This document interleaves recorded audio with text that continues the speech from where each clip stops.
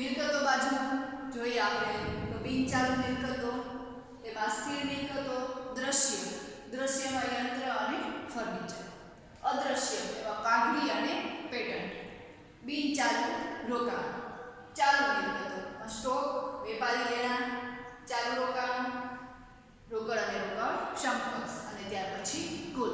આટલી વિગતો આપણને આપેલી છે. એની આપણે રકમ લઈએ તો પહેલા 2016 નું કોલમ લેશું. 15 લાખ, 5 લાખ, કાગડી છે 1 લાખની આપેલી છે, પેટન્ટ 7,30,000, બિનચાલુ રોકાણો 8 લાખના, ચાલુ મિલકતો એમાં સ્ટોક 1,60,000 નું, વેપારી લેણાં 2 લાખના, ચાલુ રોકાણો 2,70,000 રોકડ અને રોકડ સમકક્ષ 70,000 અને કુલ સરવાળો 43,30,000. 2017 નું કોલમ જો 31/3/17 તો એમાં યંત્ર 16 લાખ, ફર્નિચર 6 લાખ, કાગડી 80,000, પેટન્ટ 7,50,000,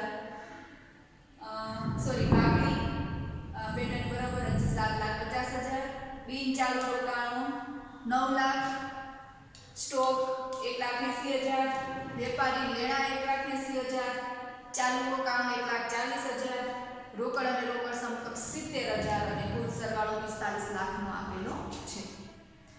હવે પછીના કોલમ એટલે કોલમ નંબર 5 તરફ આગળ વધીએ તો 5 બરાબર 4 - 3 અને કોલમ નંબર 6 ટકાવારીનું બે કોલમ આપણે સાથે સાથે જ કરતા જઈએ છીએ. તો કોલમ નંબર 6 બરાબર કોલમ નંબર 5 ભાગ્યા કોલમ નંબર 3 ગુણ્યા 100. 16 લાખ - 15 લાખ બરાબર 1 લાખ અને 1 લાખ છેદમાં 15 લાખ ગુણ્યા 100 બરાબર 6.67%. 6 લાખ - 5 લાખ ગુણ્યા 6 લાખ - 5 લાખ બરાબર 1 લાખ અને 1 લાખ ભાગ્યા 5 લાખ ગુણ્યા 100 બરાબર 20%.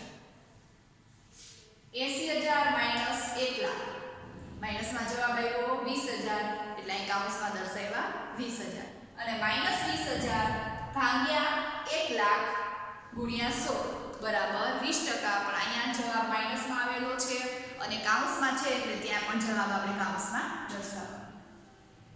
ત્યાર પછી 7,50,000 - 7,30,000 બરાબર 20,000 અને 20,000 ભાગ્યા 7,30,000 ગુણ્યા 100 બરાબર 2.74%.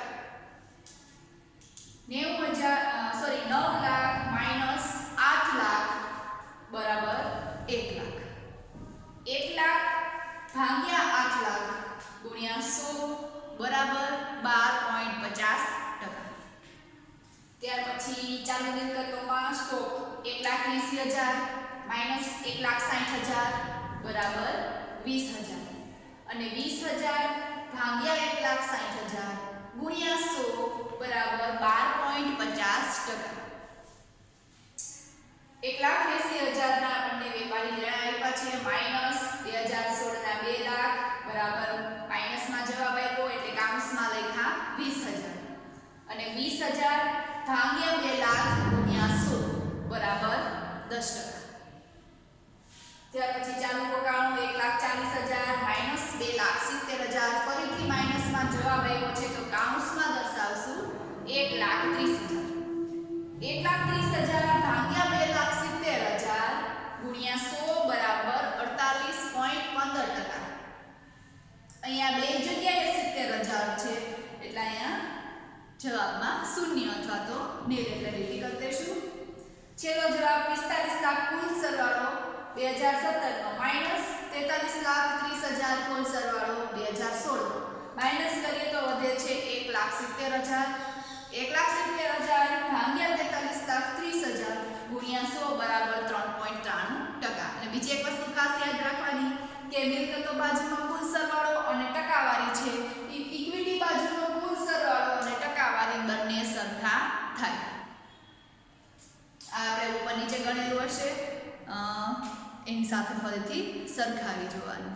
તો સરસ મજાનું આ ચેપ્ટર આ સાથે આપણે પૂર્ણ કરીએ છીએ. ઉદાહરણ 8 છે એ આના જેવું જ છે એટલે તમે હોમવર્કમાં કરશો અને આના જેવા બાકી રહી જતા ઉદાહરણો પણ હોમવર્કમાં કરવાના છે. એ સિવાય આ ચેપ્ટરમાંથી આપણે 30%ના ઘટાડેલા કોર્સ મુજબ બીજા કોઈ દાખલાઓ નથી, ક્વેશ્ચન માર્કવાળા દાખલાઓ અને સમાન માપના પત્રકના દાખલાઓ જે 10મા દાખલાથી શરૂ થાય છે એ હવે આપણા ઘટાડેલા કોર્સ મુજબ નથી, એટલે એ દાખલા આપણે જરૂર પૂરતા વર્ચ્યુઅલ ક્લાસમાં ચર્ચા કરી લઈશું. તો આ સાથે આ ચેપ્ટર પૂર્ણ થાય છે. કંઈ પ્રશ્ન હોય તો રજૂ કરવો.